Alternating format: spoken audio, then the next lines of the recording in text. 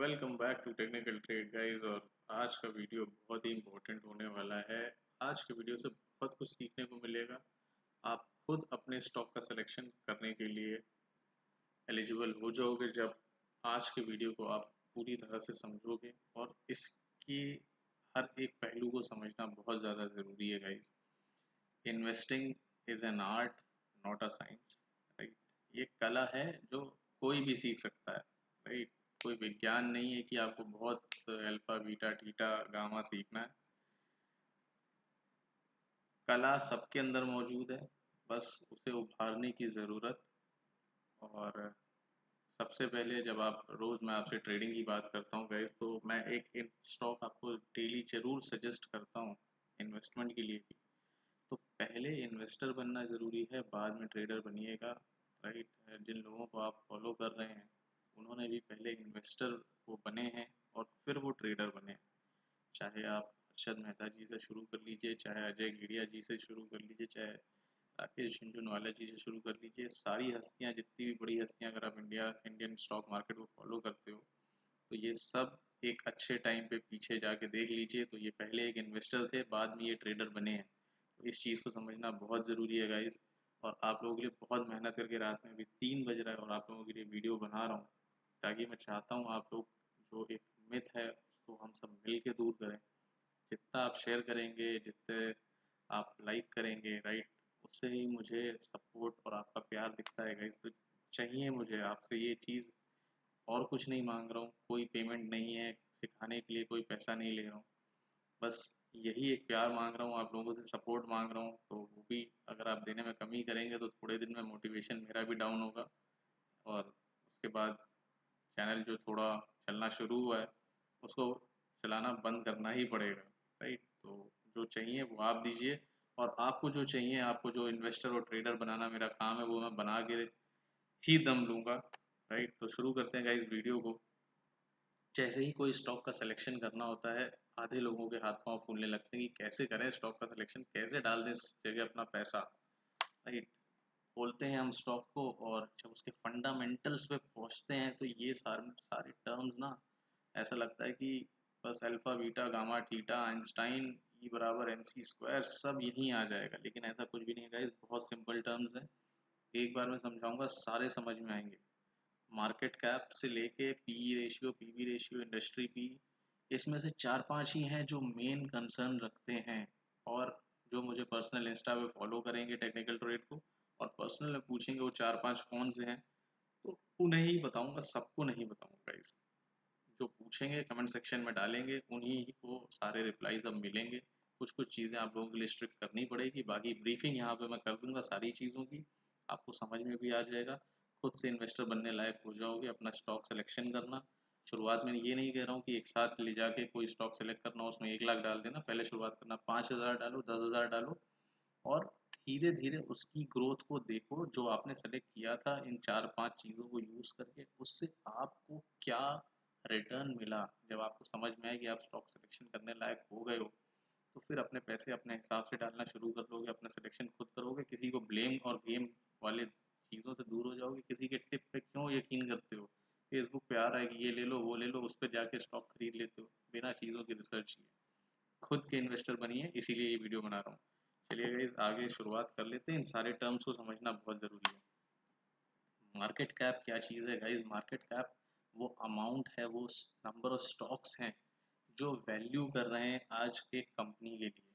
Suppose एक company की value आज मान लेते हैं कि उसके 10 लाख शेयर्स हैं, राइट, और 10 रुपए का एक शेयर है, तो टोटल वैल्यू गाइस कितनी हो गई कंपनी की? 1 करोड़ की, राइट।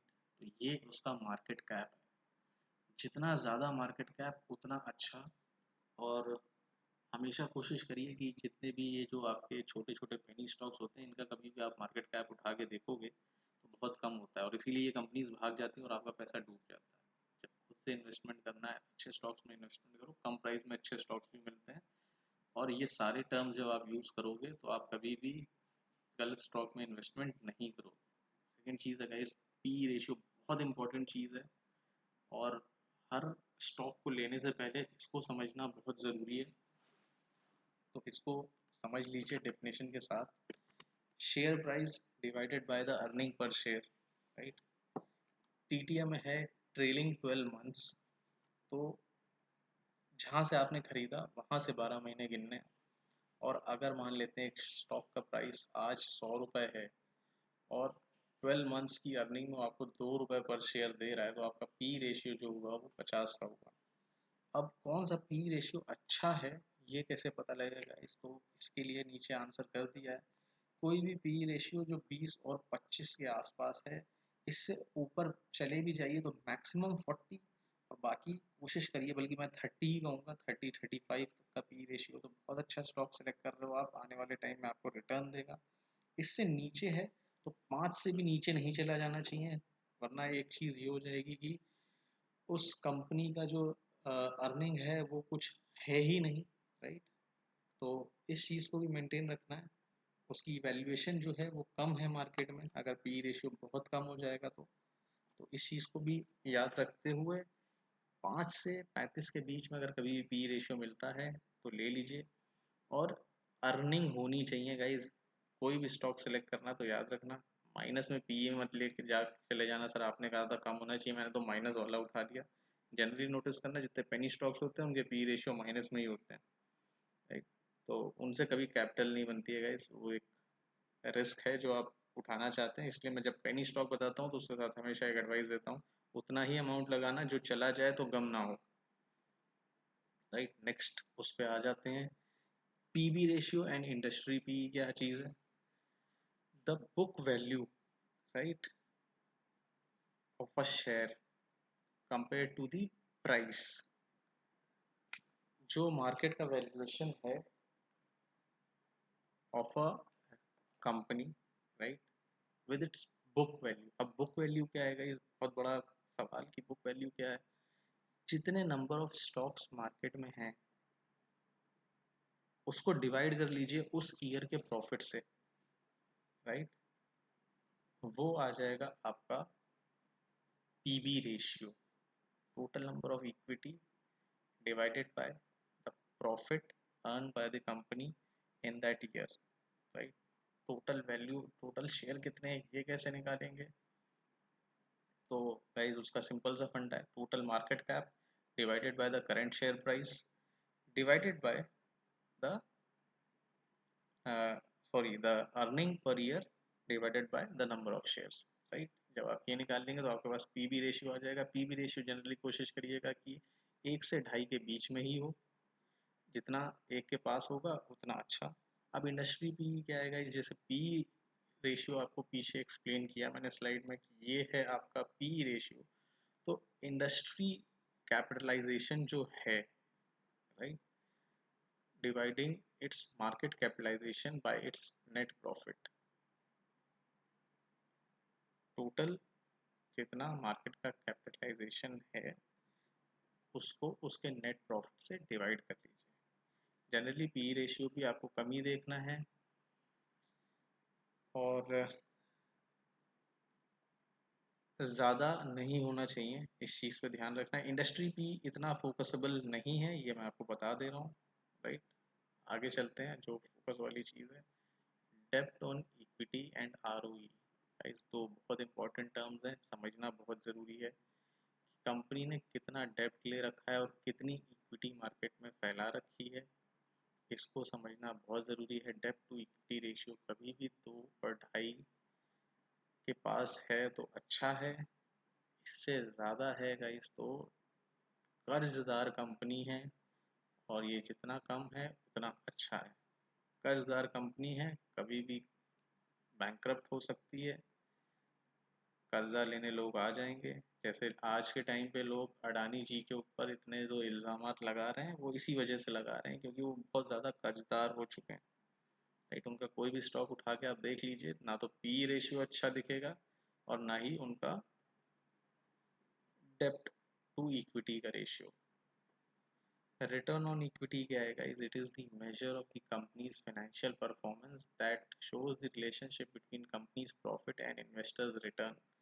सपोज आपने एक शेयर आज किसी कंपनी का 100 रुपये का खरीदा और 1 साल बाद आपको वो शेयर दिखता है 125 रुपये या 120 रुपये का, यहाँ 20 रुपये का ही ले लेते हैं, 120 रुपये का एग्जाम्पल, क्योंकि मैंने 20% का आपको दिया है।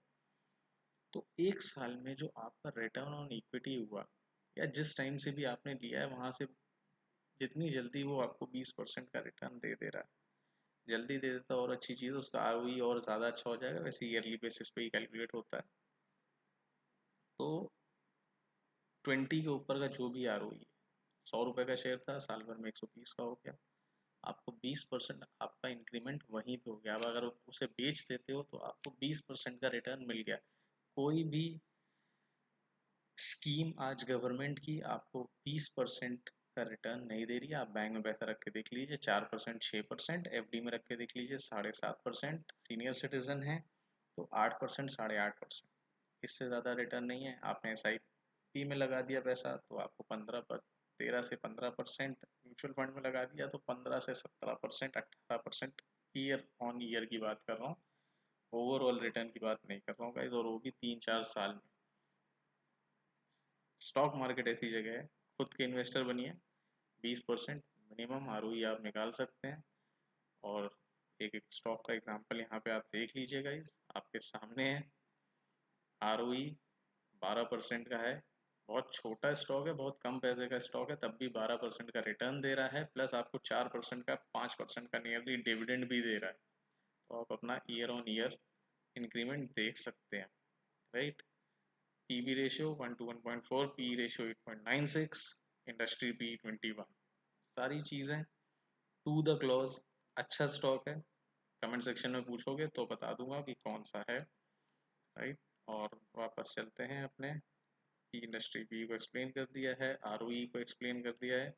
अब चलते हैं अपने earning per share in trailing 12 months is kind of आपका आरओई, राइट, जो मेंशन होता है वहाँ पे। और उसके बाद है गाइस डिविडेंड यील्ड, बहुत इंपॉर्टेंट चीज़। कभी भी देखना कोई पेनी स्टॉक जब आपको कोई दिखाएगा तो वो डिविडेंड यील्ड नहीं देता है। अगर कंपनी अच्छी होगी जो आपको सही रिटर्न दे सकती है तो वो आपको डेफिनेटली डिविडेंड यील्ड जरूर देता है। जो डिविडेंड यील्ड है क्या guys, that is the percentage जो कंपनी अपने प्रॉफिट्स जो पर ईयर अर्न कर रही है उसमें से कुछ ना कुछ अपने शेयर होल्डर्स को देती है। डिफरेंट डिफरेंट पैटर्न में देती है, कभी कभी कैश में देती है, कभी कभी आपको एक शेयर के बदले एक शेयर और मिल जाता है, एक शेयर के बदले दो शेयर मिल जाते हैं, राइट। जैसा अभी बीएससी ने किया था, एक शेयर के बदले दो शेयर और दिए, वो उसने एज अ डिविडेंड दिए थे। तो डिफरेंट डिफरेंट तरीके से कंपनी आपको ये शो करती है कि आप हमारे साथ बने रहिए और हम आपको पैसा कमवाते रहेंगे, राइट। इसमें कभी कभी ये होता है, बहुत सारे लोग कमेंट सेक्शन में आके बोलेंगे डिविडेंड यील्ड के बाद जो है पैसा कम हो गया, या बीएससी ने अभी जो है जब 3,000 से स्प्लिट किया था तो अब शेयर 750 का ही रह गया। तो गाइज आपने जब एंटर किया ये भी बहुत बड़ी बात होती है। अब जैसे एसबीआई 2200 या 2500 पे स्प्लिट हुआ था तो आज 10 शेयर मिले थे। आज की डेट पे आप एसबीआई का एक शेयर की कीमत उठा के देख लीजिए, 250 तो नहीं है। आपको 2500 पे 10 मिले तो 250 रुपये पर शेयर पड़ा। कुछ लोगों ने 100 रुपये से ही खरीदा होगा, लेकिन मैं मान लेता हूँ 250 की बात। आज 4 या 5 साल हुआ है, एसबीआई की शेयर की वैल्यू लमसम आई थिंक 450 या 400 के आसपास है। तो आप देख लीजिए आपका पैसा उस टाइम के बाद भी डबल हो गया। अगर आपने 250 पे आने के बाद भी खरीदा तो भी आपका पैसा लमसम लमसम डबल है, 4 या 5 साल ही हुआ होगा गाइस। इस चीज़ को समझना है कि स्टॉक मार्केट आपको हर तरीके से पैसा कमाने के लिए पॉजिटिव है। बस आपको एक अपना पॉजिटिव पर्सपेक्टिव लेके चलना है स्टॉक मार्केट में, राइट। और बात कर लेते हैं अब अपने अगले स्लाइड की, राइट। और ये आखिरी है, बुक वैल्यू मैंने आपको ऊपर ब्रीफ कर ही दिया है कि what is the book value. Face value बता देता हूँ गाइस कि फेस वैल्यू क्या है। जब कोई स्टॉक इनिशियली आईपीओ लॉन्च करता है तो वो एक फेस वैल्यू के साथ करता है, तो वो उसकी एक्चुअल कॉस्ट होती है। अब बहुत सारे लोग बोलेंगे कि सर मेरा स्टॉक तो 25 रुपये का है लेकिन फेस वैल्यू उसकी 10 रुपये की है। तो दैट मीन्स वो लोगों के बीच में इतना पसंदीदा है कि उसकी फेस वैल्यू 10 रुपये की, लेकिन वो बिक वो 25 रुपये कर रहा है, तो 15 रुपये आप उसके लिए एक्स्ट्रा प्रीमियम पे कर रहे हो, राइट। तो ये चीज़ समझना बहुत ज़रूरी है गाइस। कभी भी किसी भी फेस वैल्यू से अगर स्टॉक की कीमत करंट में कम है तो उसको नहीं लेना है। That means it is selling on discount. लोगों का विश्वास कंपनी में बहुत कम है, जनरली पेनी स्टॉक्स के साथ होता है, तो उनको कभी भी अपने पोर्टफोलियो में आप ऐड ना करें, राइट। इन सारी चीज़ों को गाइस एकदम बिल्कुल दिमाग में डाल लीजिएगा, एक एक पॉइंट को। फिर से एक बार आपको रिकैप करा देता हूँ। Market cap, P ratio, PV ratio, industry P, डेब्ट to equity, ROE, EPS, dividend yield, book value, face value, right. तो इन चीज़ों को ध्यान में रखते हुए इनके बारे में खुद से भी थोड़ी थोड़ी रिसर्च करिएगा। ये सारी चीज़ें हैं जो आपको एक अच्छा स्टॉक सिलेक्शन में मदद करेंगी। प्लस इसके साथ गाइस एक चीज़ और इम्पोर्टेंट, दो चीज़ और इम्पोर्टेंट है। Year on year revenue, right, plus year on year profit, और year on year net worth. कोशिश ये करनी है कि ये अगर कंटिन्यूसली इंक्रीज कर रहे हैं तो आप इसमें इन्वेस्टमेंट करिए, और प्रमोटर्स की होल्डिंग वो कम कर रहे हैं, ज़्यादा कर रहे हैं, इस पे एक कंटिन्यूस नज़र बना के रखिए। फॉरेन इन्वेस्टर्स, फॉरेन इंस्टीट्यूशंस उसमें अपनी होल्डिंग्स बढ़ा रहे हैं, घटा रहे हैं। जब आप इन्वेस्टमेंट करिए तो इस चीज़ को देखिए कि पिछले एक साल में कैसा रहा है। अगर फॉरेन इन्वेस्टमेंट बढ़ा है, प्रमोटर की होल्डिंग कम नहीं हुई है, मेंटेन रखी है, तो डेफिनेटली वो स्टॉक इन्वेस्ट करने लायक है गाइस। और उसमें म्यूचुअल फंड्स ने कितना पैसा लगाया हुआ है, कितनी परसेंटेज स्टेक ले रखी है, इसको भी नोटिस करना गाइस बहुत ज़्यादा ज़रूरी। तो अब आप खुद से इन्वेस्टर बन सकते हैं। स्लाइड को, पीपीटी को, वीडियो को 2-3 बार ज़रूर देखिए, राइट, और शेयर करिए अपने फ्रेंड्स के साथ जिनको लगता है कि स्टॉक सिलेक्शन बहुत डिफ़िकल्ट चीज़ है। उनके लिए बता रहा हूँ, बहुत आसान चीज़ है। वीडियो को यहीं पे ख़त्म करते हैं गाइज़। ये तीनों चीज़ें मुझे बहुत ज़्यादा ज़्यादा ज़्यादा चाहिए आपसे, ताकि मैं आपके लिए स्ट्रैटेजी का वीडियो जल्दी से जल्दी बना सकूँ, राइट। रात में 3-3 बजे जाग के आप लोगों के लिए वीडियो बना रहा हूँ गाइज़। तो लाइक और शेयर जितना ज़्यादा मिलेगा उतना ज़्यादा मुझे लगेगा कि आप लोगों को वीडियो पसंद आया। सब्सक्राइब जो नए वीडियो को देख रहे हैं, रेगुलर प्रॉफिट कॉल्स दे ही रहा हूँ आपको लाइव, फ्री ऑफ कॉस्ट, हमेशा रहेंगी, अभी भी हैं, पीछे भी थी, राइट। आपसे कोई चार्ज टेक्निकल ट्रेड कभी नहीं लेने वाला है। जिन लोगों को स्ट्रैटेजीज़ के लिए किताब चाहिए, प्लीज़ इंस्टा हैंडल को अबाउट सेक्शन से जाके फॉलो कर लीजिए, मैसेज ड्रॉप कर दीजिए अपने मेल आईडी के साथ। आपके पास बुक्स पहुंचना शुरू हो जाएंगी गाइस। उसका भी कोई चार्ज नहीं है, फ्री ऑफ कॉस्ट है, खाली इसलिए ताकि आपको ये समझ में आए कि शेयर ट्रेडिंग स्टॉक मार्केट कोई गैम्बलिंग जोन नहीं है। It is a place to learn and earn, right. तो इसी के साथ टेक्निकल ट्रेड आपसे फिर से इजाज़त लेता है। आपका भाई आपके प्यार के लिए वेट करेगा, और वीडियो को प्लीज़ बहुत ज़्यादा शेयर और लाइक करिए गाइस, तभी आप लोगों के लिए आगे कंटिन्यूस वीडियो बनाता रहूँगा।